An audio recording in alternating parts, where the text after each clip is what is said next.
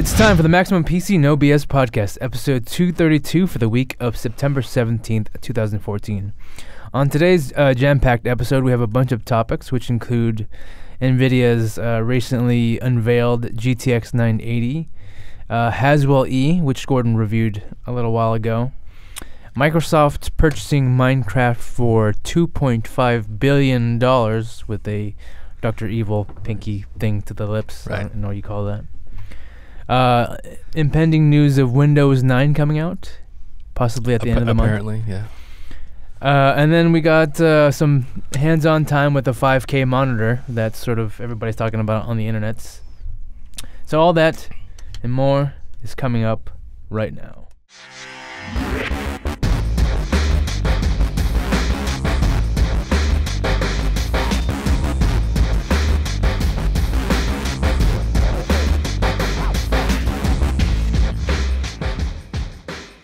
Thanks for listening. I'm your host, Jimmy Thang, and joining me, as usual, are Maximum PC Editor-in-Chief, Gordon Maung. Hello. And Tech Editor, Tom McNamara. I got promoted. Yay. And if you're wondering where Elena is, we gotta say, she decided to go to the dark side of the internet. But we wish her well, and you guys can look up where she's at right now. Right. We're not allowed to say it. It's like a competing network or something like that. Oh, yeah. It's just, think of the most evil company you can think of. Shall not be named. Yeah. No, I'm just kidding. We wish her well. They're very nice. They're very nice people. Yeah, we're definitely on good terms still. So yeah. Okay. One other thing that I wanted to mention at the top of the show is we haven't done this in a while where it's just us in the podcast room. And the reason is because we've been having more industry guests on the show. And for the most part, the audience, the readers, you guys seem to really enjoy the insight that, these industry experts provide to the show. But there is a very vocal minority out there that been saying kind of nasty things about us. Nasty things in the internet? Questioning our integrity. And saying that the No BS podcast has become a BS podcast and nothing more than an advertisement, and that we're basically getting paid under the table. For what it's worth, I am going to say, I'm going to tell you the truth and say that those are not ads. We were not getting paid. And I would just like to say that, it's our jobs to talk about technology and computer components and whatnot. And so one thing that we wanted to do was, basically grab the coolest guests that we could in the industry and have them here to sort of speak to us and to you. And I equate it to, like, if you're having a movie podcast and you get J.J. Abrams on the show, are you not allowed to talk about the upcoming Star Wars movies? You'd want to get J.J. Abrams on the show, and he would show some test footage or something, or, right? Hypothetically speaking, that would never happen in real life, but. And to me, it would be kind of ridiculous to say that, you're letting him talk about his upcoming movie on the show, which makes the podcast a big ad. And it's like, well, we want to hear about that. That's why we got him on. The thing is, we sit around the office and we just talk about hardware all day long. Our podcast is just like a slice of that, and it's like, well, maybe we should try something different. Freshen it up a little bit. We don't want to bore people to death by just shooting the shit for like half an hour or an hour. Maybe change things up a bit as well. Well, we can definitely mix it up. Oh, by the way, Jimmy's public service announcement was brought to you by Coca-Cola and Disney. Here's a check. So actually getting like insider guests, that is something that requires more work of us. It's, we have to email people, we have to coordinate schedules and things like that. And we're doing it because A, we want to hear what they have to say, and B, we think you'd enjoy listening to what they have to say. It's actually also better, I find. It's when you talk to people who actually make the products, it's better to get their insight, their view on kind of how things are going. And I love this. When I typically take vendor meetings, I love asking a million questions to see what's happening and everything, because these are people who are deep in the woods of making products that they hope we will buy, right? I mean, obviously not all of them are the ones we buy, but I love picking the people's brains of the smart people who know about their products rather than talking to us and we don't know anything. So. Yeah, it's not the kind of thing that you can do over email or even over the phone. It's good to have the face-to-face so you can extract more information, basically. But I mean, I guess it's fair. I mean, if people are going to say, well, if some things are fair. There is an aspect of like they're going to push their marketing point of view of their product, and we understand that. But our jobs as journalists is also ask hard probing questions. If you want us to ask harder or more probing questions, let us know, or maybe you can give suggestions if we have a certain guest on. Yeah, I mean, we do that. We do feature questions from. We always, I always read every single question that you guys send to us to ask them before we record. So I try to, encompass your voice as well. But just going back to the advertisement thing, it's like we have never endorsed a product that we haven't tested, and that's not going to change. And we, instead of advertisement, we like to refer it more as an interview. So I just wanted to get that sort of off my chest. Oh, and by the way, we wish someone would actually pay us to actually show up here. Believe me. Yeah, I would sell out faster than Notch. Yes. Believe you me. By the way, Microsoft has bought the Maximum PC podcast for $5 billion. We're making that announcement now, so we're going to talk nothing about. We're only going to talk about Microsoft at this point. Well, we'll get to Microsoft in a bit, but I think the most pressing news at the moment is the announcement of the Nvidia GeForce GTX 980. We're actually recording this before the NDA lifts. But this probably won't go up until probably. Well, I mean, this. Well, it will not. Definitely not go up. So we're planning to post this at the same time the embargo lifts.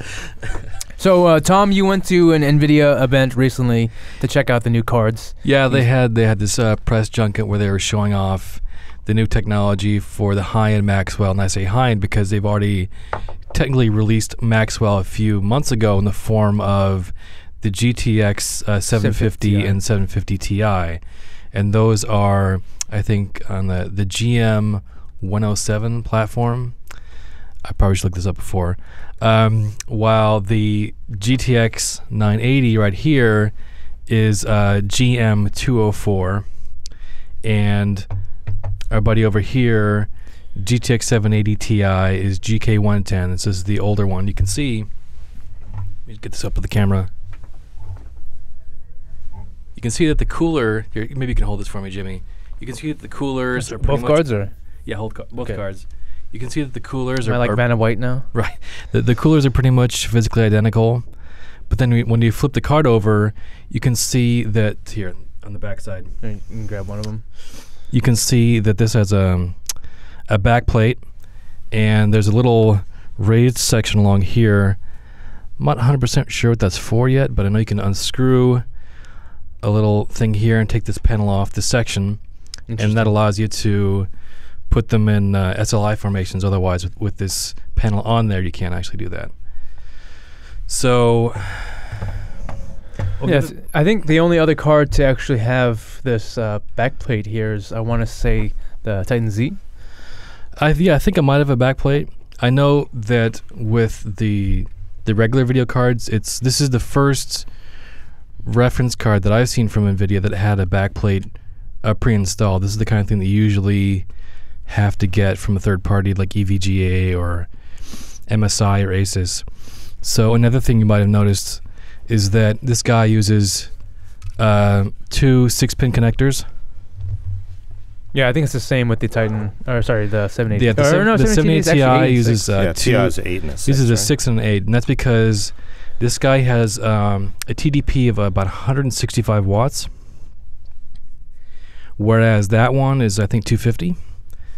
So this one draws a lot less power, and you've probably seen all the specs leaked by now, and you know that this one, the 980, has 2,048 CUDA cores, which is probably a lot lower of a number than you were expecting, because the 780 Ti, this guy has 2,800 and something like that, 2,800-ish.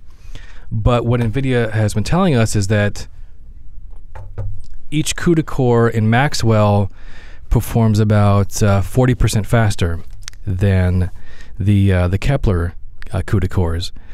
So when you do the math, when you add 40% to 2048, you get about 2800. And then plus the 980 GTX it also has a base clock of about 1125, and then it will boost up to I think 1226, but the boost clock is kind of an average, the 1226. I've seen it boost all the way up to 1253 for 20-30 seconds at a time, and I've seen it go back down to about 1126, but I've never seen it go below the base clock. At least I haven't yet during my testing. So temperature wise, this card, like the 780 and the 780 Ti, will get up to about 80 C, after which the fan will start cranking up. And I saw it crank up, at least when I had the 980s and SLI, because we borrowed one from PC Gamer.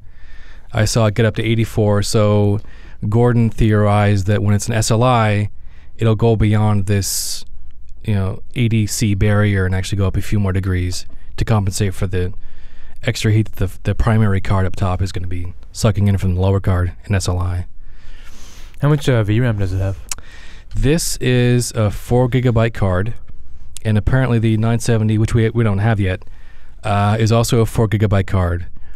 And then the 780 Ti is 3 gigabytes, and then the 780 has a 3 gigabyte version and a 6 gigabyte version. But I should also, to avoid some confusion here, I should also say that the 980 is not actually the direct successor to the 780 or the 780 Ti. This is what Nvidia is saying. Right. I just grabbed this for comparison purposes because the 780 and the 780 Ti reference cards are visually identical.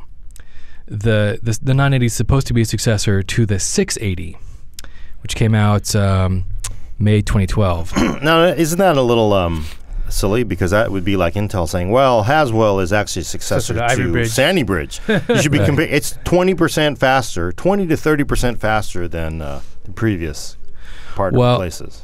I am speculating that they are holding off on the actual successor to the 780 and 780 Ti in the expectation of getting down to 20 nanometers. Because this Maxwell card, the 980 and the 970 are still 28 nanometer.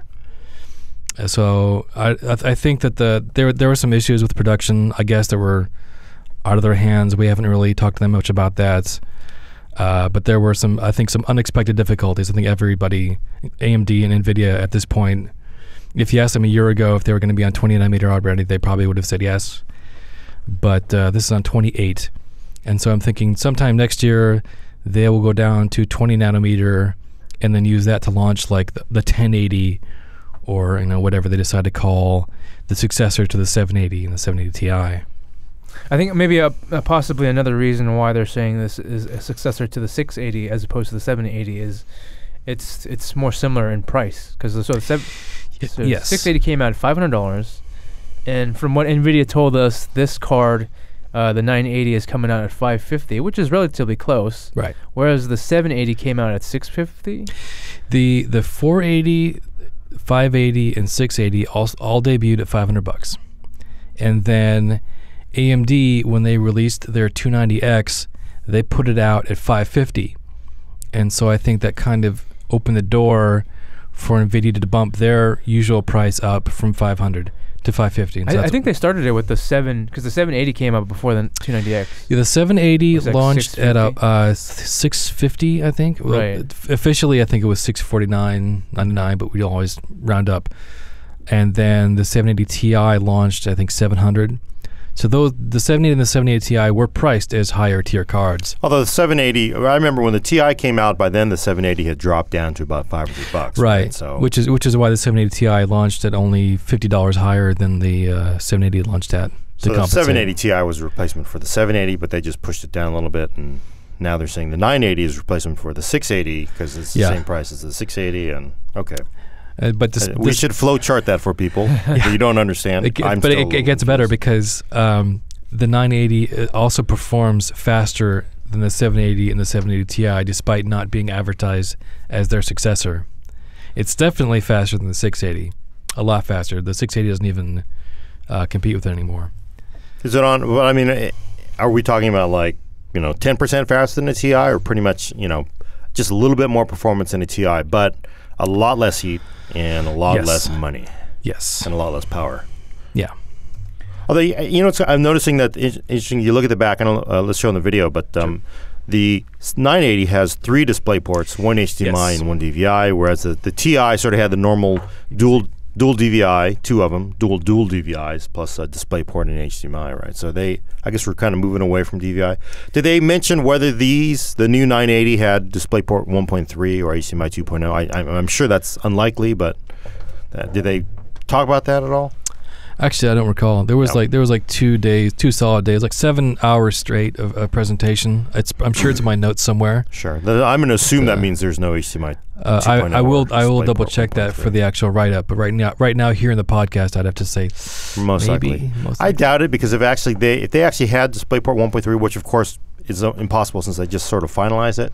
But HDMI 2.0 has been out for a while. I imagine it's not cheap to integrate that, and there's really no hardware that uses it. So yeah, that would be definitely an interesting boost over the current HDMI, which does not allow you to do I think it does maybe do 4K, but only at 30 hertz. Yeah, so the current HDMI does 4K, but only at 30 hertz, whereas HDMI 2.0 can do 4K at 60 hertz and maybe even higher. I'm not sure. It has a lot more bandwidth.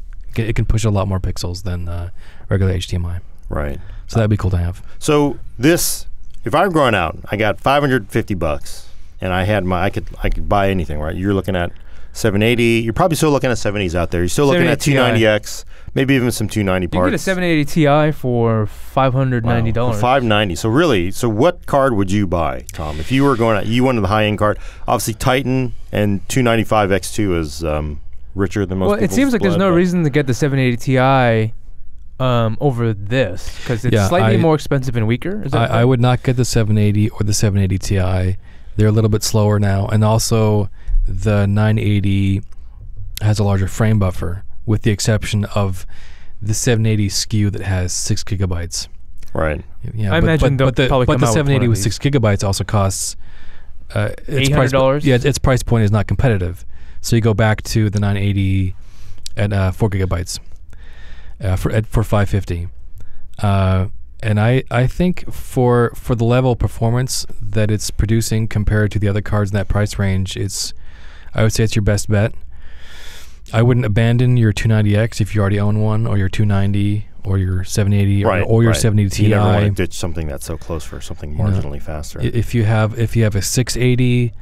Even a 680 though, would you? I would take a look at the benchmarks and figure out what you want to do. If you're playing at 1080p and you already have a 680, I would say you're fine. Right. It's still a great card for 1080p, and probably for 2560. Maybe you want to have 2 680s for 2560. If you were going to go up to 4K, then I would start looking at cards that have 4 gigabytes of RAM, like the 980 and the R9 290, R9 290X, cards like that. But definitely, the top of the pile right now, would you say, is the 980? For single GPU performance? I would say so, yes. Or is that with And what about Titan though? Titan Black? Titan's $1,000. Yeah, but that wasn't your question. Your question was like single GPU. Top of the pile of cards that people are going to really realistically buy. Titan that's very, very high end, I would think. Right. So, yeah, I guess Titan would be. I don't know. That's interesting. Of course, we don't have a Titan Black. They weren't really heavily seeded to people. No, they were not. No. We do have a Titan Z, which has 2 Titan Blacks. We actually have 2 of those. Titan Black is such a niche card that I could say, yeah, I guess if you already have one, I'd hang on to it, but I couldn't really justify buying one anymore. But I guess even so, would I take one Titan Black for $1,000, or would I take 2 290s? Right, I would much rather have 2, and it's not. You could, because these things only draw 165 watts average before you do any overclocking. You could a good 650 watt power supply that actually has 4 PCI Express power cables connected to it will be perfectly fine. Yeah, and that does save you some money. In fact, for build it, we actually tweaked a little bit. Because one of the builds we had a 1,000 watt power supply because it had two 290s in them. And it said, you know what, why don't we just chuck those for 2 980s, go down to a 750? Yeah, Unfortunately, there aren't a lot of 650 watt units that have all 4 connections. Usually, you have to bump up to 750 watts before you start finding power supplies that have 4 PCI Express cables. But the 290X has it'll pull about 290 watts each, whereas this one's 165. So the 290X really, I'd recommend at least 850 watts just to be safe, and preferably more. Whereas 650 is fine for the 980. What are the other cool features out of the 980? Because obviously they did do other things besides just new hardware. Is there anything else that's... For the Maxwell, for the high-end Maxwell stuff, they have, there's dynamic, VXGI, voxel global illumination, which is they positioned as a step beyond ambient occlusion, where usually in a 3D engine, when you have light coming out of the ceiling here, it'll hit the table, but it won't bounce anywhere. It will just illuminate the surface, and then you're done. With VXGI, the light will bounce and then light up the underside of this microphone over here, and so you'll get a better, more realistic lighting effect than you would have before. And this is all happening in real time. This is not pre-computed, so this is all bouncing around, and the video card is seeing the light happen as it happens in the game engine and deciding how the light bounces. And so it's... do you need a 980 to use that feature, or is that just something they're adding to GameWorks or something like that? It is. Well, it's going to be for the 980 and the 970 at first, and then they said it was going to trickle down to the Kepler cards, but they weren't really specific about the timeline or which particular cards would be getting that. It sounded to me like the 750 and the 750 Ti would not be a part of that, and it sounds like it was a very computationally intensive process, and it's scalable. You can decide, the developer can decide how many light cones they want to have this VXGI effect, and they can decide the shadow resolution or the reflection resolution, and so it could be not that bad for performance, or it could be really intense. It depends on how the developer decides to implement it. And then also there's multi-frame sample anti-aliasing, which is shortened to MFAA. Excuse me. We haven't had a chance to test that because the driver they sent us to review the 980 did not have MFAA enabled. But in short, it with multi-sample anti-aliasing, which is the standard, you have a pixel, and then you'll have 2 sampling points, and these sampling points never move. With MFAA, the sampling points will move around from one frame to the next, so it simulates. I mean, if you're doing MFAA 2x, that will simulate the effect of MSAA 4x, because it's rotating its sampling points from one frame to the next. And they said that would make your performance about 30% better if you compared 2x MFAA to 4x MSAA. Okay, but once that's an MFer to absorb there, right? I think, you get about 30% better performance, and it'll look visually visual equivalent from what I can tell. But like I said, we haven't had the chance to really inspect it ourselves. What about the DSR thing we've been hearing about?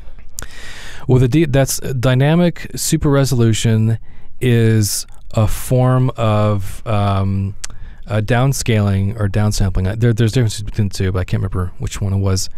It'll take a 4K. It'll render the game at 4K. Say you're running on a 1080p monitor, and then with DSR, you can tell the game to render at 4K or to render at some form of 2560, and then squish that down to your 1080p resolution.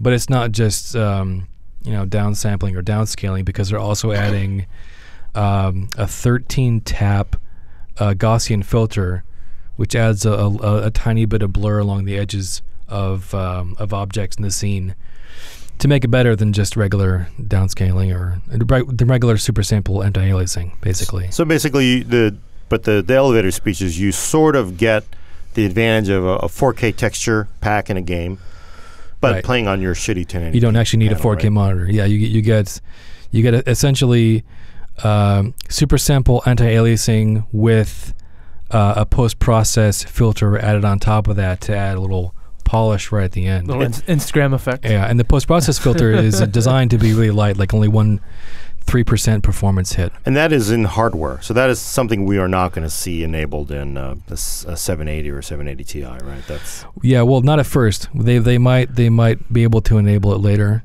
okay. We'll have to see. But DSR is also not available in the driver that NVIDIA sent to us for review. So unfortunately, I can only relate to you what NVIDIA told us and what I was able to observe from the systems that they already had set up for us to. They already set up the demo. Did it actually look better?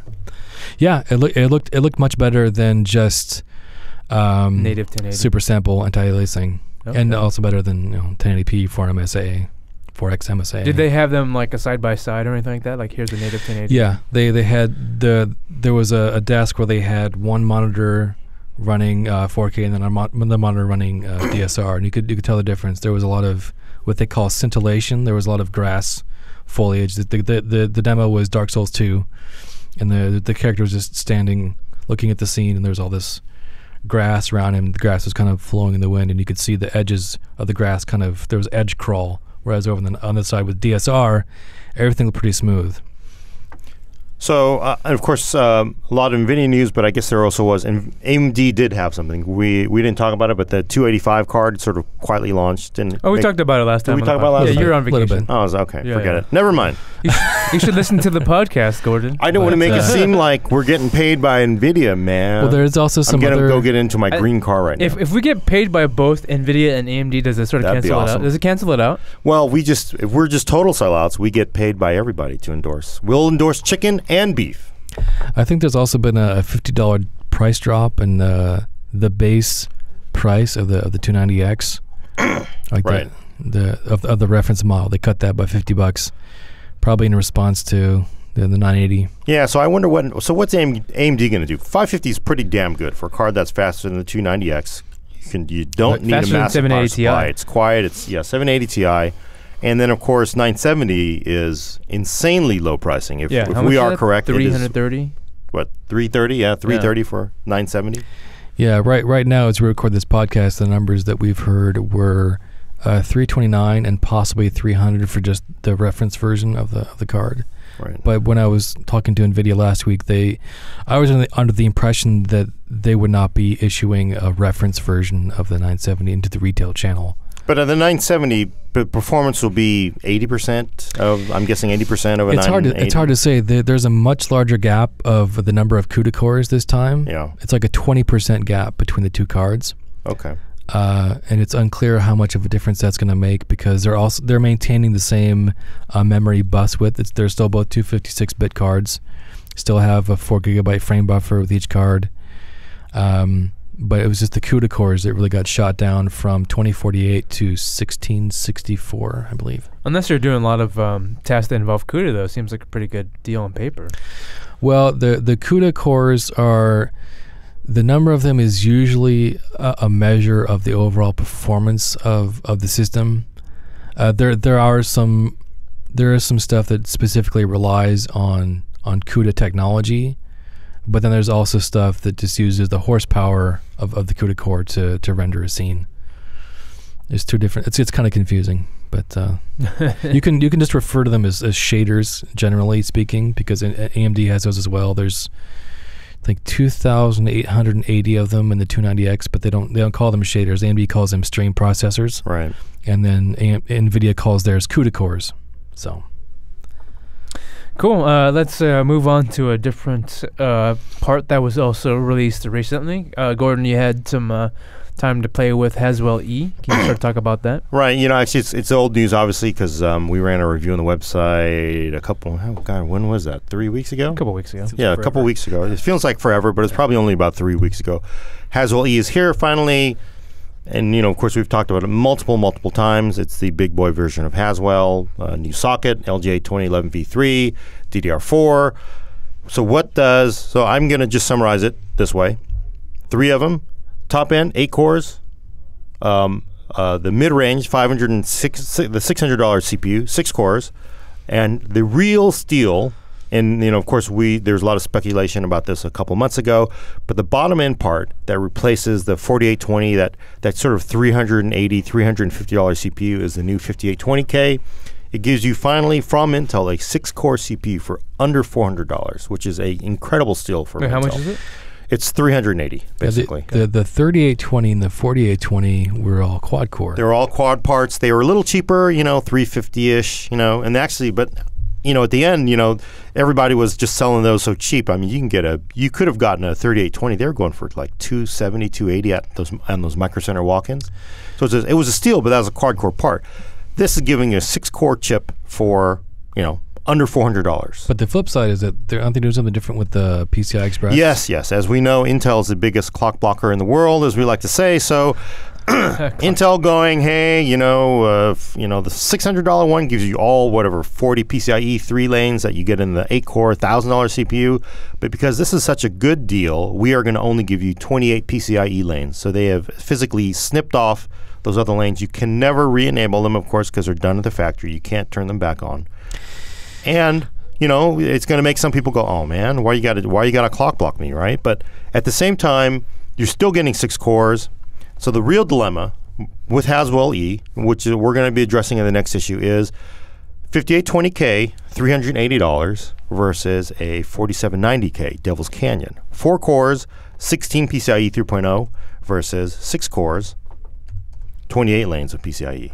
So I'm gonna look up how much that costs. So that costs $340. So it's about $40 difference. Right. So you're paying $40 more for 2 more cores with hyper-threading. That's a hell of a deal. That's like getting a free Pentium K thrown in or something like that. In theory, 28 lanes for PCI Express should still be more than enough for 3 video cards. Yeah. I think it's not until you get to that 4th one that it becomes an issue. Theoretically, but who knows? There's always something. But I mean, so there is a price adder because the 2011 V3 boards are pricier. Mm-hmm. I think the cheapest I have seen now is about $220, and you're getting 1150 boards. Jesus, like $100. Even Z97 is down $120. So you can get DDR4 is more expensive. DDR4 is more expensive, but not crazy. It's actually only about 25, maybe 30% more than DDR3. And that's not bad because, people don't remember, but when DDR3 came out and DDR2 and DDR came out, it was insane. It's like every time there's a new memory technology, it's like, oh, you pay 2x the price for the memory. So this actually, the fact that it's only 25 to 30% more at launch is not bad. So quit your bitching about it. And I know we're doing a story on that, pitting those 2 processors. Have you done any testing yet? Well, we haven't because we finally got a 5820. All our coverage was on the real high end part, which is the 8-core part. It's a screaming fast chip. In fact, I just got a Polywell system. It's a little mini micro ATX box. It doesn't look flashy. It just it's a micro ATX box. It's like you'd look at it, you wouldn't think it's fast, but that thing kicked the crap out of all of the Ivy Bridge E, all of the Sandy Bridge E boxes I've ever seen. Right, so of course that's in the multi-threaded benchmarks. And that was with its base clock. It wasn't even overclocked. No, actually, they overclocked it to 4.2. Okay. So 8 cores at 4.2 was just kicking the crap out of, and I mean like 60% faster than 6-core Sandy Bridge E and Ivy Bridge E chips up at 5 gigahertz. Now are we talking about generally speaking, or specifically for multi-threaded? In multi-threaded benchmarks, but the nice thing I think is the real plus with Haswell E, which Ivy Bridge E you gave up on, so Ivy Bridge E 6 cores faster than Devil's Canyon, faster than a 47.7K part. In multi-threaded benchmarks, then you switch over to your non-multi-threaded workloads, and Haswell kind of comes up and is 15% faster. Right, the cheaper chip, the cheaper platform. You're like, hey, what's going on here? Right, because Haswell is still it's a more efficient micro architecture. Even it's just more efficient. Even if it's not a higher clock, it's just simply faster clock for clock. So, but at least with Haswell E, you're not giving up on those lightly threaded loads. So at 4.2, this Polywell box is pretty much just as on par with all of the Haswell, the quad-core Haswell parts. You're going to give up a little bit because you're looking at, I think the boxes I've seen are up at 4.7, 4.5, 4.6, 4.7 for Haswell parts. This is a 4.2, so you're giving up a little bit, 500 megahertz, but honestly, it's basically a dead even on the lightly threaded workloads. Cool. So last time AMD was here, I asked them about being competitive with Intel CPU side, and they were basically stating that we are competitive, and their high-end processors are competitive. Now that Haswell E is officially out, which I couldn't talk about at the time, even though I knew Haswell E was smoking fast, how would you say Haswell E compares to the highest-end AMD CPUs? If AMD was actually I guess it depends on how you define competitive. Certainly with Vishera 8-core, of course it's dual core modules. You're getting a lot of value for multi-threaded workloads. It would probably be somewhat competitive with an i5 in multi-threaded workloads. It might even give a 4790K a run for its money in certain specific workloads, but overall, Haswell quad-core will smack the crap out of Vishera. When you move to Haswell E with 6 cores and 8 cores, it's not even a contest. So if AMD's 8-core Vishera was truly competitive with Haswell E, we're talking an 8-core, $1,000 CPU, AMD would be charging $1,000 instead of $200 for it. So the price is the tell, right? If you really were getting $1,000 of performance for $200, it would be a huge hit. And they would be charging $1,000. But they're not, so they actually are priced it based on performance. Yeah, fortunately for AMD, they seem to be much healthier on the video card side and on the APU side. Right. It's just that middle area, with their CPUs where they seem to be getting crushed. It's unfortunate because they've sort of ceded the enthusiast high-end, even mid-range enthusiasts to Intel at this point. Everybody does want to see AMD succeed here, and we don't have any bias against them. I would love to see. I mean, they're all paying us anyway. Oh, well, they are paying us. In fact, we just got a check. Jimmy, I got the check from AMD. Can you deposit it with the check from Intel? Yep. It's under the check from Nvidia. So will do. But yeah, they're actually not checks. They're actually wire transfers. So to our Swiss bank accounts. We fly there in our helicopter to check them out. But everyone wants to see AMD succeed. We want to see the heyday of the Athlon 64, the FX processor that just and Athlon that just put Intel back on its heels, because you need competition, right? Oh yeah, right. It makes it hard. It makes Intel work harder. Intel would not be where it is today if it wasn't for all the great work AMD did with Athlon 64 and Athlon, right? So we want to see them do that.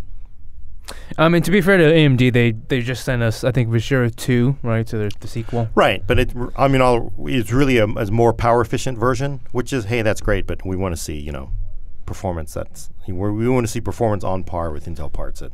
They don't have to get to $1,000 that's ultra niche for a lot of people. Maybe something that compares to the 4820 or whatever. Yeah, if they could really come up with something that gave 5820K a hard run for its money, then everybody would be overjoyed. Mm-hmm. Mm-hmm. Cool. Moving on to a different sort of surprising topic that happened this week. Microsoft purchased the Minecraft developer Mojang for a supposed $2.5 billion. That to me sounds not like the greatest investment. Well, we can interview the Mojang. We actually have Mojang right here. Is it the silent J? Is that what he is? Is it like it's like a Mexican? I thought it was Mojang. Mojang? Is it Mojang? I've always pronounced it so. Mojang. I thought it was Mojang. Maybe they're like from Mexico. Mojang. Maybe it's Mojang. Where are they based out of? Oh, Sweden or something. Maybe it's Mojang. Is there those little 2 dots over it or anything? I would go with Mojang. No, there's no Mojang. Umlaut is over the U. I want to say not just Swedish. Well, let's ask Mojang himself right there. As you can see, it's Swedish for gadget. Swedish for gadget. That makes sense. Well, that's exactly that. As you can see, we have Mojang right there. You're still calling Mojang. What's up? Were you going to sell out? Why are you going to sell to Microsoft? He's being silent. So of course, let's explain what those machines are. Those are actually 3 machines we did for a Minecraft cover before we knew Microsoft was going to buy it.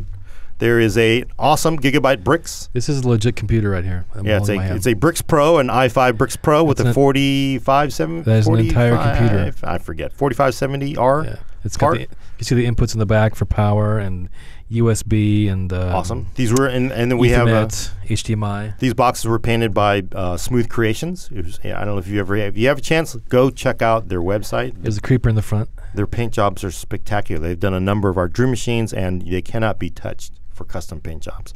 There's also a Cooler Master TNT box, and on the bottom, of course, is a Corsair that's painted up like an earth brick.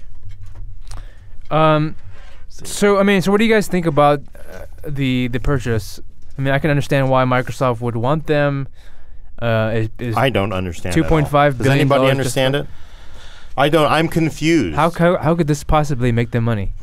Well, I guess it'll make money. I mean, like. I think. Well, I think that they probably had some competitors in the market. Like they suspected or knew that maybe Google was going to buy Mojang and then possibly pull Minecraft off of the Xbox stores. And you have to understand, Minecraft is one of the biggest sellers on the Xbox Live Arcade. Consistently, like month after month, like year after year. It's a huge seller for them. So if like Google hypothetically bought Mojang and pulled Minecraft away from Microsoft's revenue stream, that'd be a real pain in their keister. But I mean, is that worth $2.5 billion? That's not $2.5 billion. It seems like. I think they bought it to make sure that nobody else would have it, basically. So I was thinking of like which company is actually like which video game company is actually worth something like that, and I would say probably Blizzard at their heyday when WoW was at the top of their game. For a small developer. I mean, right. EA's market cap must be gigantic. I don't know what they're worth, but with Mojang they have one. I'm sorry, I meant like IP. Sorry. Oh, okay. So I would say WoW. I was like an actual developer, not. It's a lot of money to pay for a developer whose track record is one major hit, right, and then a few experimentations that Marcus Persson decided that he didn't want to keep working on. In fact, I think he said that he was leaving Mojang.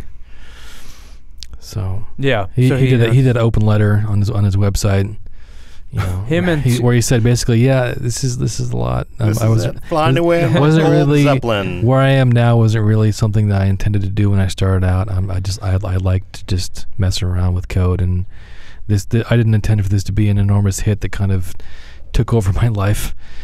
So, right. So it's a terrible problem to have. Terrible problem. Just too much money. But I still, it doesn't make any sense though. It doesn't make any sense. There's no way. And I was talking to the gamer guys about this, and everybody's got their theories, but it's like it doesn't make any sense to me. But I mean, I do think they will make more money. This is, I mean, as far as Microsoft boneheaded buys, this one isn't bad. Like buying Nokia, I mean, like I'm not sure what the hell. How much was the Nokia? Like $7 billion. Microsoft has the resources and the money to treat Minecraft as the seed of a franchise. Yeah, but I mean, the original Minecraft is like the tip of the iceberg, and from there, you can potentially make billions of dollars. It's hard for me to believe that they're not gonna try to Sony it and like, oh, we're gonna suck it into our own ecosystem. You're not gonna get it on OS 10. You're not gonna. In fact, although I don't mind moving off of Java, but if they did a DX version of Minecraft. It was re-encoded by a fan out of Java into C++, and apparently it ran like a dream. Yeah. But it already runs like a dream, though. Well, the problem is that you have to mod it just for it to recognize more than one CPU thread, and you have to do all kinds. We had to do some unusual hacks to sort of get SLI to work. Yeah. Whereas if it had a more robust performance framework, then am I rubbing this thing here? It has a nice glossy surface on the top. Yes. If you had that framework, then you could really crank up, and you could run it, with all the shader mods enabled at a high frame rate. Because the problem now is you can run the shader mods to make it look pretty, but then your frame rate just goes through the floor. So here's one interesting thing I heard about the acquisition is that apparently for the foreseeable future, anyways, Microsoft is actually not intending to cut off any platform. So it's still going to be on PC, obviously Xbox. Phones. It's probably going to move to iOS. phones. It's already there. Yeah, they said they're going to let it be. Okay. On PlayStation, let it be. So. We'll see. Right. That's what they're saying. So how do you monetize it? Yeah, I mean, of course, it makes money. Yes. It makes plenty of money. It makes money that they would not make if they pulled it from the stores. But then I'm confused. Like they could buy RJR Nabisco and make chicken in the biscuit, right? And that would make money too. So why buy this? I think I looked it up earlier, and I think from the game's creation, I think in 2009 all the way up until 2012, I did some of the math, and it looks like it made about at best $500 million in those 4 years, and you're paying 5 times that much. And are we at the tipping point already? Is it? I mean, well, I mean, like I said, if they treat it as the seed of like an empire of Minecraft, then I'm sure they're looking at it and that they way. manage that well, and they don't screw that up. I'm not saying that they're likely to. I'm just saying hypothetically they could. If Right. they have the potential to make, money hats and money yachts and money cars. Maybe. And Although here's a good. This is I actually got some really good intel this morning about the entire where this whole thing could go. It's a highly placed source. It just came up about Minecraft, and the person said that did you hear the news about Minecraft? And apparently this is the word in the 4th grade. It's already going around. Is that Microsoft will ruin Minecraft because? And I said, well, why would Microsoft ruin Minecraft? And my source, which is my son Glenn in the 4th grade, you're not said, supposed to give away your sources. whatever, Gordon. it's fine. We're TMZ. We just burn people. Throwing your son under the bus.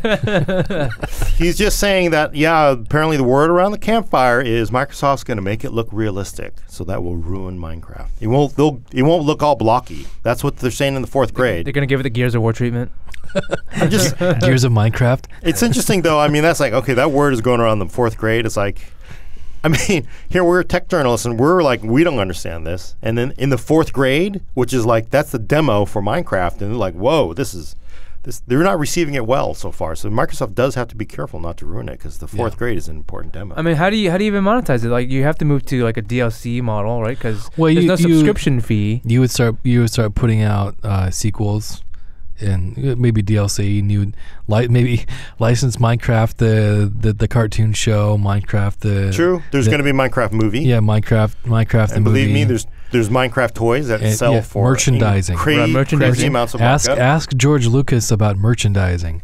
when he came out with Star Wars, it was not even on the map, and he was like, "Yeah, I like to put this in my contract here and make money off that." And everybody was like, "All right, whatever," because up until that point, merchandising was never really a thing for film. Right. But, our foam Minecraft fingers worth $2.5 billion. Well, I mean, it wouldn't be. It would be like everything. It'd be plushies, lunch boxes. I don't know if you guys use plushies, lunch oh my boxes God. Foam anymore. swords from Thinky. Come on, man. They sell a billion. of those Minecraft skateboard with the creeper on it. I mean, you name it. things. Minecraft PCs. Exactly. Where are the PC vendors on this? It's a very marketable logo. The creeper, the grass block. We even, Smooth Creations even used the iconic grass block to paint this lowercase, which you can't see in the video here, but you can see in the cover of our current issue. November 2014. This is November nothing issue. but an ad. We are actually getting is an paid. advert. We are Okay. actually advertising ourselves and getting paid. And we are by actually getting paid by Future Check, to yeah. talk about our. Wait, we actually are getting paid by Future to talk the about corruption is everywhere. So Yeah, I guess time will tell to see how much money they can actually make off of this. I'm a bit skeptical at this point. But speaking of other Microsoft announcements, it was revealed that there's going to be some Windows event happening on the 30th of this month. So it sounds like, from what people are saying who got the invite, it sounds like it's... Not us. It sounds like Windows. It's going to be a Windows 9 announcement, and it's going to be focused on enterprise and power users. Well, that's why we're not going, because we're not. our readers are all mainstream Mac Right. users, so they're not going to yeah, care this about this Windows magazine 9. only gets read in the dentist office. So But we have all seen. Have you guys seen the leaked screenshots of the Windows 9? So there's stuff? the return of the start button. Well, It looks like. yeah, what I've seen is sort of this Metro integrated into the start menu. Right. It looks. Although I will say it does look like some of the aftermarket start buttons Yeah. for Windows 8. Right. I mean, I assume that they're going to have DX12 in there, and they might make it exclusive to Windows 9. I hope they Oh don't. man, they can't do that. But they've done that kind of thing before. Like the DX10 was exclusive to Vista. Wait, so DX12 will not work on Windows 8? It's not confirmed, but Microsoft. Look at He's these saying rumors Microsoft's history. like wildfire. No, This just in. no, I'm just saying it's possible. It wouldn't shock me if they did something like that. They're probably going to make it available for Windows 8 and Windows 9, possibly not Windows 7. We'll have to see. I mean, Windows 7, it's a 5-year-old operating system now. It's not a spring chicken anymore. Right. It's Still time, by far the most popular. I think Yeah. it's time though to start thinking about updating. That's because you're getting paid by Microsoft, Tom. You can update. You're getting paid by everybody here. You can update to Linux if you want to go that route. Ubuntu's I mean, nice operating system. Yeah, we're gonna do all Linux next issue, I think. But look at this. I mean, this start menu. You might want to. I'm just showing it to Jimmy and Tom, and basically it looks like if you put Windows 7 and Windows 8 in a blender and turned it on high, the start menu sort of looks like everything blended into one, and it really is just. Hey, I mean, kind of ugly. An odd-looking start menus, is that better? I mean, that's better. That's got to be better than no start menu, though, right? I think if they take Metro completely out of the rotation as an actual screen in the operating system, I think that'll help them a lot. At least on the desktop. Maybe Metro's fine on the tablets. So I can't remember what you were saying about that. Like, it's I mean, I am holding this. It's a Surface, the original Surface Pro. It's made by Apple. It's got an Apple logo on it. I noticed that. Yeah. So yeah, it actually on Metro, I mean, when you're actually using it as a tablet, the apps they're okay. I mean, but frankly, most power users don't ever use a tablet. Did you just say that the apps are okay? Yeah, I mean, if you're sitting here and more like app. Yeah, the two apps there are in Metro, but I mean, it is finger friendly. It is actually kind of nice to have like a somewhat optimized app for Metro. Don't allow. I don't want this to run. But frankly, nobody actually uses Windows 8 in the tablet mode, right? Right. And the problem with Windows 8 was that Metro came up when you boot your computer. You're like, what the hell is this? And then when you open up a PDF or a JPEG or a music file or a video, this full screen app would open up, and you're like, I can't close this. What am I? You have to press like Alt F4 to close this app, and it was all kind of a mess. And they've kind of fixed that at this point with 8.1 update 1. Right. But it kind of took them a while. But I mean, it seems like if they really do sort of integrate Metro into the start menu, and I guess they're also saying you can run your Metro apps on the desktop, which nobody's asked for, right? We don't want that. This is not. But I think at least now they'll have minimize and close buttons. Well, I mean, to a certain degree, I can see why, because so right now if you're running IE, if you want to run IE, then it opens up two separate instances of it, right? So you have a Metro version of IE, and then you have the desktop version. It'd be nice to have one unified version. So I think that's what they're getting. I don't know. I just think they're still pushing Metro. I think they have to admit that at this point people are not going to embrace it as it is going, and not to force it on people. They wanted this app ecosystem, and it looks like that's just not going to take off. And I hope that they will gravitate away from that with Windows 9, because it was not happening. I mean, there's actually, as far as usability goes. I mean, here I am. I'm opening up. Let me crank up the screen brightness. Right. I mean, it's actually usable as a newsreader here, whatever the hell this is, and. But who the hell ever does that with their actual laptop where you're going to sit there? Right. You usually do it with your phone. Right. What do you guys want to see in Windows 9? I mean, so we're going to do a story on this, but I just figured on the website. But I figured I'd ask you guys. I would like to see no full screen default apps open up when I try to look at a media file. Right, yeah. I mean, that was a classic fail of Windows 8, right? I mean, if they are going to do that, I definitely want to have close buttons and minimize buttons, resize buttons. I think they have that now at this point. I don't know, because I've avoided that stuff at all costs. Nobody uses Metro. Right. I don't know. I think, Metro still, it feels like, and of course it really is, you have Metro OS, which we're still calling Metro even though it's technically modern. Yeah. And then you have Windows 8. Desktop, which is basically Windows 7 much improved. So you still have basically two different operating systems. Maybe they just need to make it easier. So I only want that fat finger interface when I'm truly in a tablet mode. Yeah. And I actually want it. Like, I actually do want certain applications to run in the touch mode. But most of the time, I don't want it. Right. In fact, sometimes you even want to be in desktop mode when it's just in a tablet mode. Because you're showing something, you're scrolling through a spreadsheet or a Word file or a browser, and you don't actually want to use the stupid Metro. They maybe have to make it like you can set per app. Like, I want to be able to use this app. Yeah, maybe how about a toggle? They switch between the two. Like, an easier way to switch. Right. I like to see a graphic equalizer, built into Windows, so you could mess with your sound a little bit more. Isn't there? I thought there was an equalizer. No, not that I've been able to dig up. It's just your volume, and maybe you can adjust the bass and the treble sometimes in certain conditions. I'm used to it being in the Sound Blaster, Realtek. If you're just using regular sound, like not non-Creative Lab sound, then you're kind of stuck without an equalizer. You know what I think Microsoft needs to do? They need to pay attention to power users, which is why Macs and PCs has not been invited to the Windows 9 launch, of course, but they need to acknowledge the value of enthusiasts and PC gamers and the people who have supported the entire, Windows ecosystem forever and not just continue to just crap on them continually. That means they need to work on better high DPI support because a lot of power users, they want to run 4K, 5K monitors. 4K right? scaling is definitely an issue with Windows right now. Fix the scaling. That's one of my biggest things I want to see them fix. Also, what about freaking? I just got a freaking on this Windows 7 laptop. I just got a notification like your laptop's gonna restart in 10 minutes due to an update. What about just making that like optional? You can choose when you want to update. As opposed to like. Well, you can. Oh, I don't know. It should give you an option when you want to restart. Well, what would be ideal is if it could update without compelling you to restart. For the most part, it can do that. Yes. There's some things that. No, sometimes like. In my experience, I would say like 80% of the time or more, I have to restart. Yeah, sometimes like in 15 minutes, it's going to restart save your stuff. It might only take you like 30 to 60 seconds with like an SSD and a fast system, but it interrupts your workflow. It interrupts your concentration, your train of thought. Right. You know what's a really sticky thing though? How do they get around the fact that nobody wants to use a stupid app store, right? Nobody wants a damn app store. The PC is about freedom, right? You have the access control panel, add, remove. I install it from wherever. But for Metro, that's only installed through the App Store. I mean, the whole project is obviously somebody's baby, and they might still be at Microsoft and reluctant to let go of it.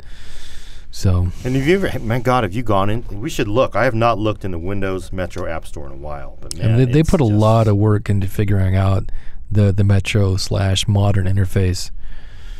A lot of blood and sweat, but it just didn't really materialize as a desktop interface. Oh, here's another thing, Microsoft, if you're actually listening, you can actually fix how fast Metro apps launch. It doesn't make any sense, right? You've got an SSD, you've got 32 gigs of RAM, you've got a 5 gigahertz overclock processor. And I just started up the Metro store, and it'll still take, no matter what, 6 seconds to start. I can start an app on Android or iOS, and it instantaneously starts. But it doesn't matter. You turn it on. To actually just start the damn thing, it takes like 6 seconds to launch. It doesn't make any sense. But look at this store. My God, it's just like, basically the Windows Store looks like a chain store that has gone out of business, and the shelves are just littered with like expired meat. So there's both Android and the Windows Store have a problem with search, where you search for something and you get like 10 different items, and you can't really tell which one is the official program or app that you're looking for, and which one is actually a clone or a copycat or like a malware. Yeah, I know. The crazy thing is because it's like, because at some point you're like, I actually want to download some apps for Metro that can give me Facebook or YouTube or whatever, and there's like nothing, and it's just like some fourth party thing developed by some kid in Pakistan that is like, you don't even know if it's real or it's malware or what. I think that's your top application for something like Twitter. Right. I think like if you type, because I remember when they forced the 8.1 update, you had to get it through the App Store. Right. And so if you type in like 8.1 update into the Windows Store, like a whole bunch of fake ones started popping up. That's dangerous. Right. Yeah, it is. How could anybody controlling the App Store allow that stuff to happen in the store? Yeah, right. There was a surprising lack of policing there.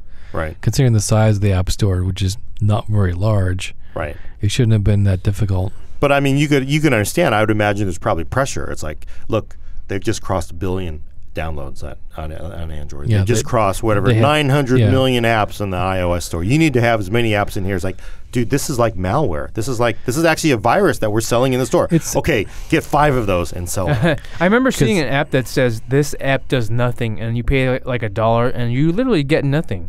Like, how could you let that be on your store? Yeah. Because that's one more app in the store that you can say, look, we've got 25,000 apps. Wasn't there that app on for iPhone that was like, it was called I Am Rich, and it did nothing. You pay literally $50,000 for it, and the app was this button that you press, and it's like, it tells you that you're rich or something. Could you actually buy it and then like 10 minutes later, I want a refund?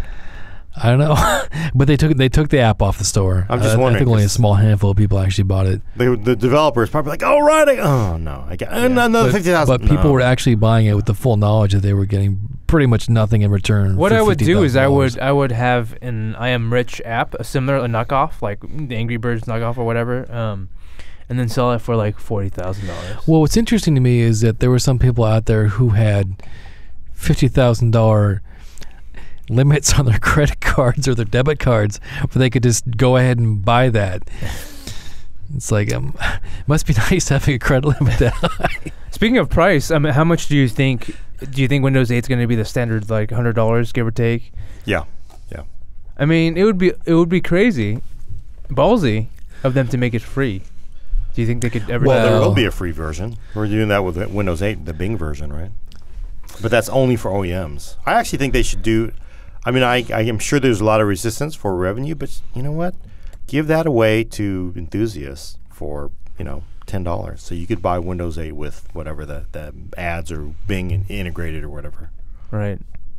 Because they got a big problem with Chromebooks. Chromebooks are just killing them. They're taking off in crazy amounts because everybody's cheap. Everybody doesn't want to spend money, especially school districts.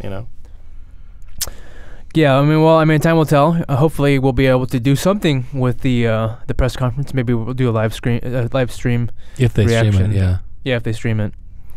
But in the meantime, Gordon, you got to check out a pretty interesting piece of technology with I think it was Dell's 5K monitor. Oh right, let me just look for that. I had it. So, I mean, it's kind of interesting because right now 4K is pretty overkill. You need beefy hardware to run it. So for Dell to announce that a 5K panel is coming at the end of this year. Yeah, how are they hooking that thing up?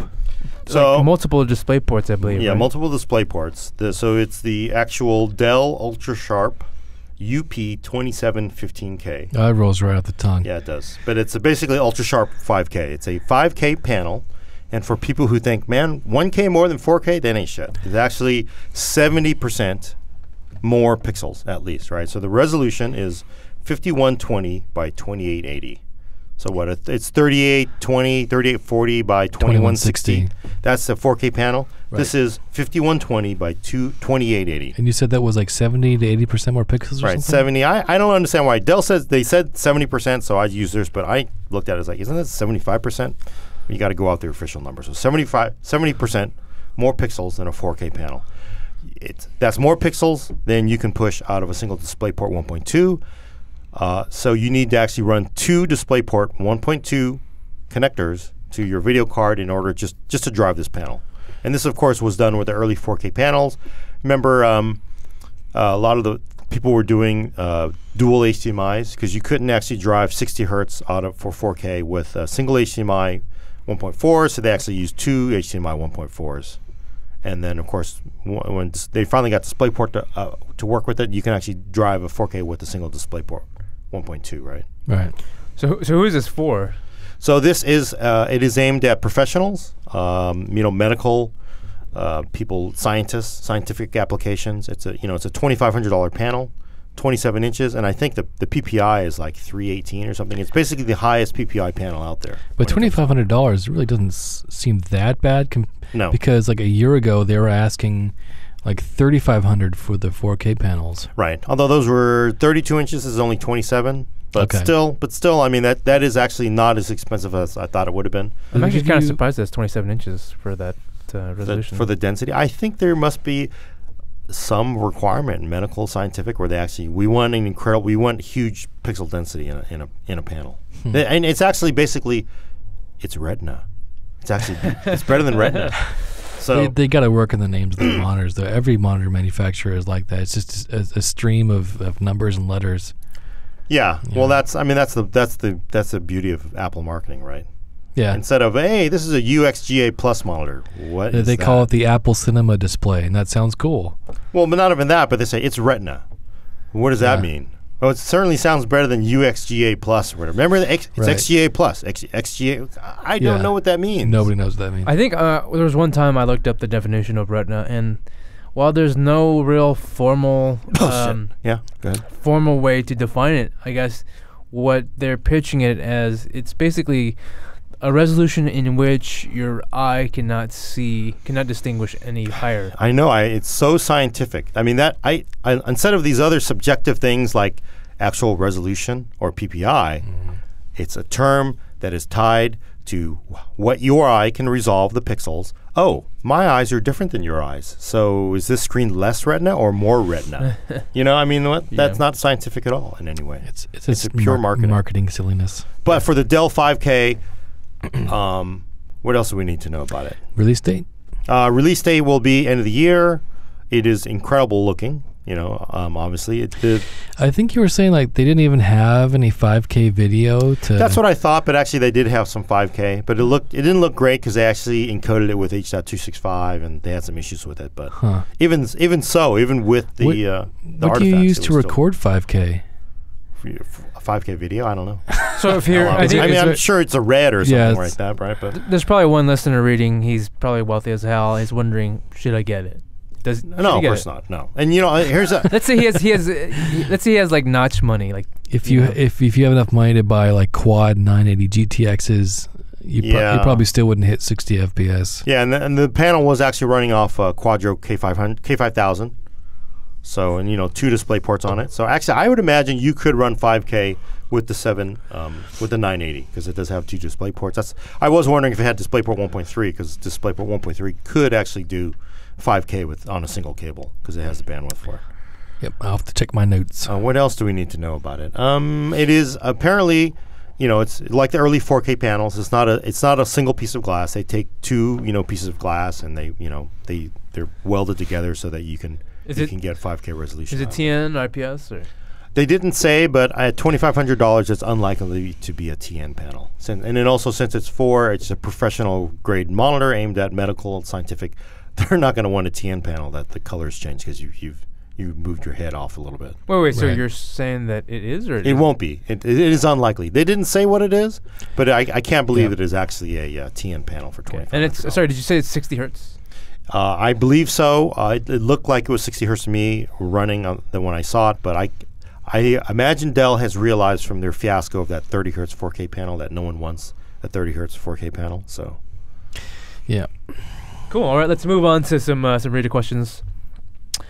Igor A. Palchik from Facebook asks, what are the key elements to make sure to look for when you buy a NAS box? Do you guys have much experience purchasing NAS boxes? I would definitely say look for, and it's crazy, but I recommend getting a NAS box that has a faster CPU, because I've had maybe 4 or 5 NAS boxes. And a lot of them, some were ARM based, and the fastest. And I actually, after using many Linux-based NAS boxes, I moved over to a Windows Home Server, and even with its lowly Pentium processor, not Atom-based, it was actually much faster than any of the ARM-based NAS boxes. These are multi-bay. I'm not talking about just a single drive. So I definitely recommend actually having a faster processor inside. I know it's crazy, but it's not like you're going to be doing rendering on there, but it does seem like the machines that have harder hardware inside give you higher performance. I also do recommend that you back up, and you back up all the time, because if you think your NAS unit is going to be your backup, you are going to be in for a world of pain when that NAS unit blows up. Because I've had 5 NAS units in my lifetime now, and I think 4 of them have taken a dump. How much RAM do you say you need? Because you're running Linux, you don't need a lot, but a couple gigs, 4 gigs, it's not like a lot these days. But to me, I definitely want an x86 inside. I'm not a fan of I guess maybe some of the newer ARM parts are fine, but my experience with the ARM NAS boxes I've had have been underwhelming. But definitely make sure you back your stuff up. Cool. The next question comes from someone we know. Okay. Clark Crisp asks. Our former intern. He goes, hey guys, rumors have been circulating that the GTX 980 and about the 980 and 970. We saw the GTX 750 Ti a few months ago, and it established itself as the first extremely power-efficient Maxwell card. So far, the main advantage of the 980 and 970 is the 30% greater power efficiency and a slight performance increase. With that, do you think that this is going to be the card for small form factor OEMs? Should we expect to see SLI 980s in a very small enclosure? Thanks. Well, yeah, the 980 will run at 165 before you start doing overclocking. And from what I've seen, the specs for the 970 Again, we haven't seen it in the lab, but the sheet that Nvidia gave us, the 970 has a TDP of 145 watts, and on that basis, it would be a fine card to put in a small form factor system. And will this card fit in most small boxes? No, this one, I mean, Is he asking about SLI though, or is he asking about single card? Small. So he goes, do you think that's going to be the card for small form factor OEMs? Question mark. Should we expect to see SLI 980s in very small enclosures? So it seems like it's a two-part question. So yeah, it looks like you can do SLI with 650 watts with the 980, provided that you can find a 650 watt power supply that has all 4 PCI Express cables. There's also the size issue. This is, I think, 10 and a half inches long. In the past, MSI and Asus have both come out with mini versions of the 670 and the 760 that are plenty short enough to fit in like this TNT box over here, for example. And if they come out with those, then that would probably be a good option. And those also only require one PCI Express connector, so you could get away with maybe a 500 watt power supply that has 2 PCI Express connectors, and then plug each one of those, one each, into each of your mini 970s if those end up being produced. I don't know anything about that particular avenue. And by the way, Tom's talking about the Cooler Master Elite 110 when he's referencing, Yes. for people who do not have video. Yes, in this case right now, this will take the 760 Mini and the 670 Mini and the Zotac amp card, which is also short, the Zotac 760 amp edition.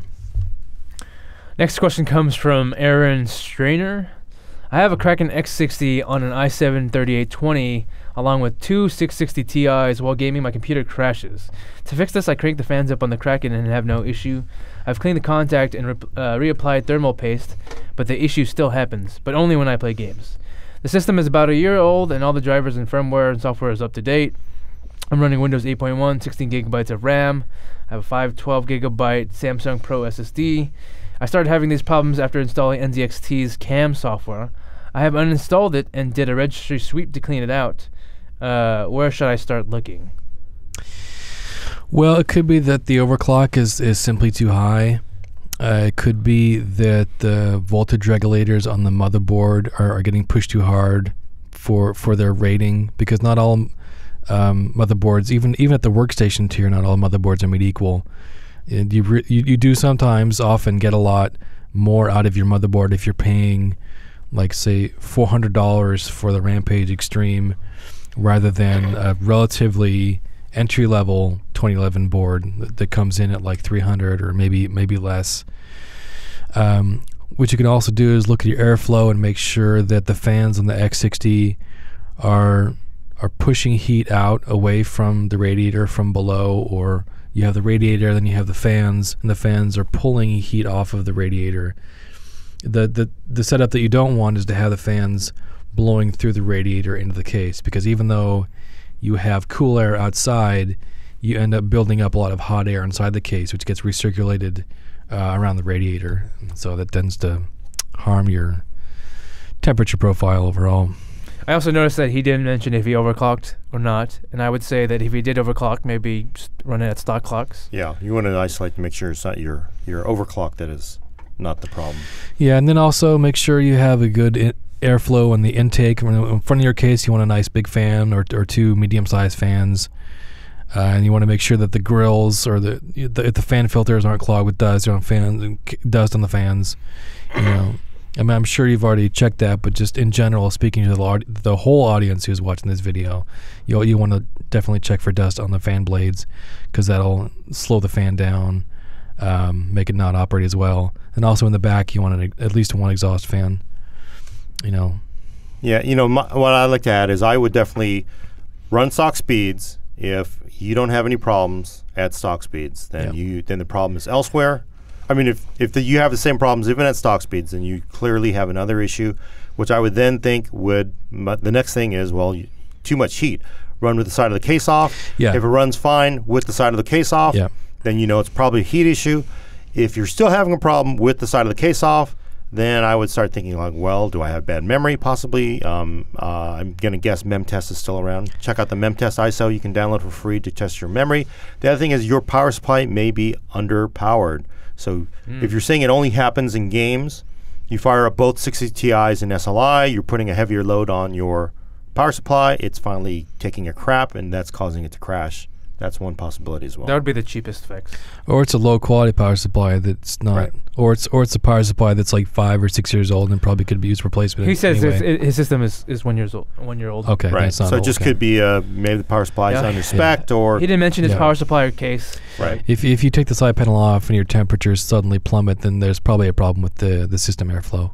Yeah. So I would say. So try some of that stuff and let us know how it works. Andrew Burks asks, I have a GTX Titan and a 4K monitor. Should I get a second Titan or sell and get two 900 series cards from for gaming? I would do two 980s. Yeah, because those are $550 a piece, so you're paying $1,100 out the door. Whereas if you added another Titan, you're looking at an additional $1,000. I think for gaming, a pair of 980s will be much more cost effective. You'll have a smaller frame buffer because the Titan has a 6 gigabyte frame buffer, and with the 980s you're going down to 4. But in my experience from benchmarking the 980 and SLI, you're fine at 4K with only 4 gigabytes of RAM. There you go, short and sweet. VRAM. Steve Fernandez asks, are we at a tipping point of waiting for Windows 9 before building a new system or even the Surface Pro? I would say we're going to find out on September 30th. Yeah. See when they might announce a release date. They might announce the developer or the open beta or whatever they call it. So you'd recommend holding off until September 30th before you build a new PC or install Well, upgrade to I a new would OS? because they're not going to do gold release at that day. They're just doing a technical preview. So Yeah. it could be another 4 months away. Yeah. Okay. Patrick McCullough, I'm not sure if I'm pronouncing that correctly. Current GPU is a 550 Ti. I need to update it to get shadow play functionality, or at least the video recording part of it. Gaming tends to run nothing more intense than WoW, although that is not a game that I play. It's a good benchmark. I'm looking at maybe a 750 series, but is there another option? I don't need cutting edge or SLI. Thanks. The 750 Ti? 750 Ti is I would pretty say good. the 750 Ti is a good option. And that's like what, 100, 150 bucks? Yeah, and Yeah. then also the Radeon R7 265 is another good option in that he wants price GeForce range. experience though. Well, I mean, he wants shadow. If he's talking specifically about shadow play, then Gaming Evolved on the AMD side. If he wants to try that route, they also have hardware accelerated video recording now. I can't remember the Is it the exact. Raptor? The Raptor thing? Yeah, it's VCE. I think it's called, but I can't remember what that stands for. Okay. But they have a hardware accelerated video recording engine on that accelerates on the video card now. So it's and AMD of course claims it's better than shadow play, but I think it's worth investigating, do some research on, and deciding whether you want to stick with Nvidia or if you want to go to go to the AMD side. Gotcha. Eric Lynn asks, do you think upgrading my microphone to something a bit higher end than a Blue Yeti is a waste of money for somebody that just does gaming, Skype, and maybe a YouTube video or two? I've got some spare cash. Do you guys know much about high-end or quality microphones? I do know that there's a scene in the Blues Brothers where John Belushi asks Dan Aykroyd when he gets picked up from the joint, which is prison for people who don't understand prison lingo. He picks him up in the used police car and he goes, "Where's the Bluesmobile? Right? Where's the Cadillac? Why are you picking me up in a used police car?" And Dan Aykroyd says, "I traded the Cadillac for a microphone." And John Belushi goes, "Oh, okay, I can see that." Basically, for a musician, yes, if you want to spend $10,000 on a microphone, it's worth it. For a regular person, I don't think it is. Yeah, so I'm a musician myself. I've done a little bit of recording.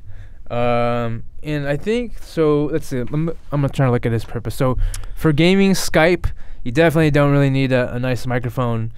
He also wants to make YouTube videos. I mean, it depends. Like, do you want to make like really high quality production YouTube videos? And maybe it's like worth investing in like $100 condenser mic or something like that. So I'd say depending on your needs, What do you think? Is that off base? Well, you're a musician, Jimmy. You would be okay trading your car for a microphone. Is what I'm saying. For a regular human, I don't think. I think honestly, if he just used and a also headset what kind of mic is he talking about? Is he talking about a headset mic? Is he talking about a separate condenser mic? I was actually looking it up on the Googles. Yeah, but don't you think if he's doing YouTube video, don't you think unless he actually means, so it's condenser mic. Unless he means sitting around a microphone talking into it on a camera like an asshole like us right now, which is what we're doing. I mean, for the most part, if he's casting his game, he's going to be wearing a headset. Honestly, the ones that have a built-in microphone, they're he's actually adequate. using it looks like a condenser mic right now. Oh, he is using condenser mic. Yeah. Yeah. Then I don't know. It's a USB condenser mic. I would think it'd be better to invest in better sound dampening in the room. That's a lot harder to do though. I know it's a lot harder, but it's like this thing where it doesn't matter how nice the microphone is. It's not going to make you sound like you're still going to hear the ambulance going by, and you're going to hear all the audio bouncing off the walls inside your room. Okay, so we got some split opinions on that. Yeah, I don't know. I'd say do your research, read some reviews, depending on your needs, and decide from there. The next question comes from Christian Geohagen. What makes Intel better than AMD for video encoding, such as streaming to Twitch? Thanks, guys. Long-time listener. They're basically their CPUs are more efficient clock for clock. I think he was talking about video encode. Sorry, go ahead. Video encoding, right? So for Twitch, honestly, you'd probably be fine with AMD. I mean, it's not like you can't do with AMD, but if you're talking about just in general video encoding, Intel's just they're better. Their CPUs are simply faster at encoding. Intel's just paying you more money. They are paying me more money to say this, but now AMD's paying me to say at this moment. I'm looking at the money adding up in my account. AMD is saying you can actually do this fine. You can stream on Twitch all day with an AMD processor. But if you want to talk about just simply benchmarks, if you want to talk about encoding in general, right now Haswell E will hammer Vishera all day. It doesn't matter. The next question is also about AMD processors. Adam Baldwin asked, now that the PS4 and X-Bone, that's what he's calling it, have 8 cores, how do new games run on the FX 8350 versus the i5? Has the FX processor gained some ground? I would say the i5 is still a better choice in general. I mean, with the consoles, those 8-core chips you can't really compare them directly to what's happening on the desktop because I think those are like Bobcat cores. Yeah, but then the speeds are all different from what you see in the desktop. Yeah, but this comes up with that old thing like, hey, now that consoles have finally come out of the Stone Age, we'll actually see games that actually use all the extra threads that a CPU has today. Well, we've definitely seen Battlefield 4 using a lot more threads. Seen Watch Dogs using a lot more threads, like more than 4. But the i5 still seems to be fine despite having like only 4 cores, and its 4 cores I think perform better on a per core basis compared to the FX 8350, at least in games. As Gordon said earlier, the 8350 and the other 8 core stuff going on the FX line is still okay. It's still good in multi-threaded stuff like a video encoding maybe. But for actual gaming, I would stick with the i5 at that particular price point, and then at the $100 to $150 level, I'd probably be more likely to look at a Haswell i3. When the FX first came out, it wasn't that much slower than i3 and i5, but since then, Intel's caught up a couple generations. They've gone from Sandy Bridge to Ivy Bridge to Haswell now, and then Devil's Canyon version of Haswell. So now at this point, I think they have a pretty good lead. So, gotcha. The next question comes from James. He wants us to discuss the Xbox One PC controllers and the new drivers for it. So awesomeness. Yeah. This is awesome. What I really love about the Xbox controller is it shows you the respect Microsoft is paying for the PC enthusiasts and PC gamers that are its core customers, right, Jimmy? But to answer the question, we haven't actually gotten those in, and it's not clear if Microsoft wants to send us one of those, or if to ask them for one, or if you have to buy one from the store. But until we can get one in our hands, then, I mean, I've never really played with the Xbox One very much, so I'm not too familiar with the controller. Well, I think the issue that I'm obviously talking smack about is the fact that you can run it corded, but you cannot run it wirelessly. Although the Xbox version... Yes, if you take the Windows version with that's wired and you unplug it, you can no longer use it as a Windows controller. Yeah, because apparently there's, I don't know what kind of magical wireless technology they have on the consoles. They should probably talk to some of the Xbox 360 controller engineers, because that one you can use that one like 8 years ago. Right. Works wirelessly, right? So some would say... As the PS3 and PS4 controller. That's kind of a dick move to do that to PC users, right? Well, I asked people on Facebook when I posted the stories, like, you guys going to start stockpiling wired 360 controllers, or do you like the Xbox One controller? You know, I will say I went looking for a wired controller, and it's getting a little harder to find them. And I kind of like, I need to keep this Xbox wired controller somewhere for that day. Well, it's going to be. You remember the old days when TV remote controls had cords on them, and that's how a lot of them were originally. That's how a lot of them were originally. I'm a student of the history of technology, or the history of gadgetry, I guess. Tom is actually a time traveler. Yes. But they stopped putting the cords on because with infrared communication between the remote and the TV, power consumption is very, very low. So you could just operate your remote control wirelessly on batteries for months at a time. It was always annoying when somebody was in front of the... Yeah. And I think but you could bounce it off the wall. You could ricochet. Could you? I've never you could IR it. Right.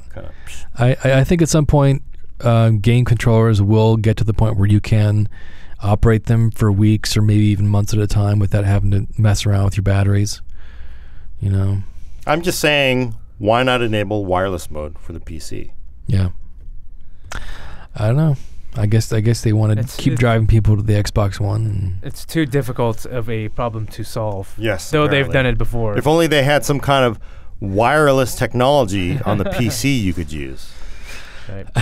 Last question comes from Steve Jackson, and he's asking this. Keep in mind, he's asking it before the 980 is actually officially revealed, and he asks, "Why so much money for the GTX 980?" And so right now, rumors are swirling around that it's coming out at $600. Right? Yeah. I think that's the last thing Is that it? And Nvidia is telling us it's going to be $550, which which makes it which, as I mentioned earlier, the 290X came out at $550. The 680 came out at $500. The 580 came out at $500. The 480 came out at $500. So there is a precedent for that price point. So it is $50 more expensive. So it's not really expensive. This thing is not a Titan. It's not like you're like, oh my god, right? So I think it's $550. We were saying that's actually reasonable. I mean, all things considered, $500 is a lot of money for something that you might use only for as long as the CPU that you paid $150 to $200 for. But it's a very complex piece of hardware at the same time. Yeah, but if you went out today and bought a 780 Ti, and then, of course, the day after the 980 launch, and you basically get virtually the same performance, if not faster, for what? I mean, there's a lot of reasons why a video card is so expensive. And this thing has 4 gigabytes of its own memory on the card, its own voltage regulation, the gigantic heatsink, and all kinds of video inputs. So it's a lot more than a CPU. And the overhead of writing us checks. That is nice. That's nice. Okay, cool. So, Gordon, how are we doing with the Rant situation? You got something? Actually, now I know people say all I ever do is bitch about Apple, but I'm gonna actually I cannot believe this. Hold on, I gotta play the music. Oh, I gotta play the music. All right. Class, listen up. Gordon's going to present his rant of the week. Who's the dumbass who came up with this idea? I mean, what kind of a fucking loser? You're wasting your fucking time. Total fucking loser. I hate all this shit. All right, now check this out. Now, this is a headline. I saw it on Business Insider, written by Sam Colt. The headline, of course, we don't even know if he wrote it. Somebody else could have written it for his story. But the headline is, the iPhone 6 has Samsung backed into a corner, right? Basically, the upshot is, it's Tim Cook. He's like holding his hands up. Yeah. Basically, he's saying, oh my God, Apple now makes a big phone, so Samsung, you are totally screwed, right? Because Apple's got you cornered now. Now, if we were to actually think about this, let's reverse it. Let's say Apple had been making the iPhone 6 all along with a 5.5-inch screen. And then Samsung, which had been making a 3.5 and a 4-inch screen, finally said, okay, we're doing the Galaxy S6 with the 5.5-inch screen, right? Would this fucking idiot over here then write a headline saying, hey, all right, Apple's been backed into a corner by Samsung, right? This is the classic double standard of the media, and I'm not exactly a huge fan of Samsung, but I mean, why is it when Apple is late to the game introducing a big screen phone, which everybody's been telling them for 2 years to make, instead of people saying Apple playing catch up, Apple finally caving, breaking Steve Jobs' heart, making a 5.5-inch screen, no, it's like now they've got everybody backed into a corner. Well, it's funny to watch these certain groups in the blogosphere and whatnot praise Apple for having its smaller phones because they're so handy to use in one hand and whatnot. And as soon as the iPhone 6 and 6 Plus come out, the story completely changes. And they're like, well, when you think about it, it really is handy to have a screen that size, and I like the higher and blah, blah, blah. And it's like, yeah, there's right. No You've been saying for months and months and months, every time HTC does, or Samsung does, right, or Motorola does, a great big 6-inch phone or a 5-inch phone or a 5.5-inch phone, these phones are too big. Yeah. There's a reason why Apple does it. It's the perfect size. There's no reason to make it bigger. Oh, well now, actually it turns out Steve was right all along. The 5.5-inch screen is actually perfect. I shit you not. I saw a headline the other day. Steve was wrong, you mean? No, Steve was right. But Steve said that. Steve was right. Steve is never wrong. I shit you not. I shit you not. I'm explaining. Let me explain it to you this way, Jimmy. I shit you not. I was like reading the web because obviously you can't go 2 fucking feet on the internet without reading about an iPhone right now, right? Yeah. Or the iWatch. But so I saw a headline. It was like, I don't understand how they came to this conclusion, but it was like, Apple making the iPhone 6 and iPhone 6 Plus is actually validation of what Steve Jobs says about the size of a phone. I was like, well, huh? What? Steve said you would never make a bigger phone. It's too fucking big. He called these Hummers. Yeah, he said they were Hummers. They're too fucking big. Nobody would ever want them. So how the hell... I don't remember what site it was, but it was obviously some fanboy site. But it was basically saying the iPhone 6 Plus completely validates everything Steve says about the size of the phone. It's like, what? He never said that. What? I need to read this article. Must have missed that memo. I'm not making this up because I was like the tortured logic of the fucking like the fanboy world. And, you know, to be fair to Apple fanboys, all fanboys that are fanboys do the same tortured logic, right? Well, you know what? If George Lucas, you know, when he sent, you know, whatever parsec, he meant this. He meant, you know, like, he meant parsec. He used it correctly. He's not wrong, right? Because fanboys do that. All fanboys do that. But how the hell can you say that with a straight face? And this person was not joking. They were not talking shit. They were absolutely serious that the iPhone 6 Plus validated everything Steve Jobs said about the size of a phone. I'll have to read this article. It's kind of culty. Yeah, it's. I think actually it may have been whatever cult of Apple or something like that. I don't know what it was, but I mean it's insane. The craziness has come out again, of course, because there's now the iPhone 6 Plus and the iPhone 6. What was also interesting to me is that I've seen some high-profile reviews from pretty distinguished outlets who praise the phone with the price not even mentioned at all, and I'm like, guys. It's a $500 phone with contract. Yeah, right? On contract. Right. I think that's ridiculous. I think like off contract, the most expensive one is like $950. What? Holy smokes! Really? Yeah. Yeah. So they don't mention that at all. I'm Yeah. like, guys, this is definitely a factor. You gotta speak up. Let's be real here. And Tom, you have the 1+1 phone, which on paper is actually similarly spec'd to the 6 Yeah, Plus. I mean, I can't really use it as a comparison because they are unfortunately pretty frustratingly difficult to obtain. But yeah, this is 5.5-inch screen, 1080p, 64 gigs of storage space in this guy. Nice IPS panel with Corning Gorilla Glass 3 or whatever. $350, no contract. Yeah, that's pretty good. So There's massive markup on that. no phone, contract. Right? No contract. I just want to emphasize that. No brand cups. No. No brand cuffs. Wait. I got this other one though. Let me check out this. 13 megapixel camera with dual flash. Did you have to line up to buy it? It does not have optical image stabilization in the camera, so I will definitely give that to Apple. Does it have 120 FPS recording capability?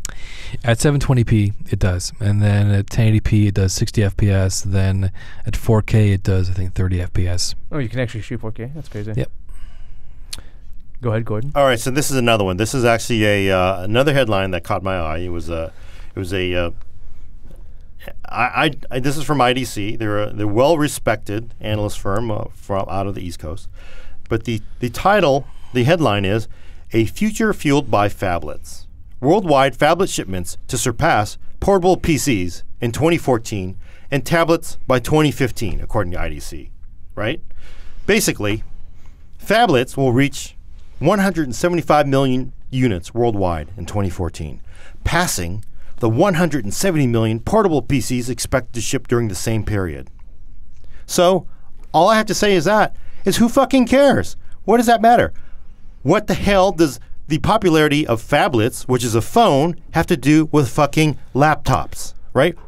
That's like saying, well, there were 400 million Twinkies sold this year, so obviously, they're selling more than laptop. Well, no shit. What does that matter? Does anybody really think, does this analyst really fucking think that people are going to do work on their fucking 5.5-inch phone? No. Right? That's silly talk. I know, but then why even make this comparison? I know it. You know it. Everyone knows you're not going to do work on your fucking phone. It's not going to happen. Yeah, in fact, in retrospect, I would rather have a phone that's no larger than 5 inches because this is kind of unwieldy. And Brett, one of our video guys, he got the 1+1 as well, the 5.5-inch. He actually returned it and got the 5-inch. He was claiming that it was too big. Yeah. But what the hell? I mean, look at there's a quote from her, the analyst here. With Apple expected to join the space in the coming weeks, we anticipate even more attention on phablets as larger screen smartphones become the new norm. The new norm for what? You're going to be fucking touch typing your report in fucking Excel on your fucking phablet? What's also interesting is because they are like doubling the resolution of the screen based from the iPhone 5S to the iPhone 6 Plus. There's so many app developers that are going to have to completely redesign their UIs because everything was tailored to the low resolution of the 5S and the 5C for that matter. Is the 6 Plus going to be 1080? Yeah, it's 1080, and then they're doing some sort of downscaling or downsampling from some weird resolution like 2246 by I can't remember what. It's kind of interesting because that's another thing that they did, which Steve Jobs said you should never do on a phone. Is like I think he said you'll never see, or you should never see 1080p on a phone. It's like, I mean, there's no point for seeing that on such a small device. So that's something that they've gone back on. With a 4-inch screen, 1080p is kind of overkill because you're not really going to see the pixel improvement. It's only when you scale up to a phone this size that you see what the difference is. Everything's a lot smoother looking. All right, Gordon, you got anything else you're upset about? Or should we call it? I think I've gone through the list here. Okay. Cool. So that about wraps it up then.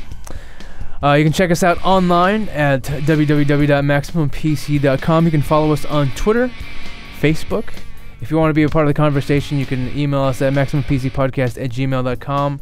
You can send us a message at our 24-hour No BS podcast hotline at 1-877-404-1337 extension 1337. You can subscribe to us on Google Play, iTunes, Kindle, Nook, and Zinio. On behalf of Gordon Ung and Tom McNamara, I'm Jimmy Thang, and thank you for listening.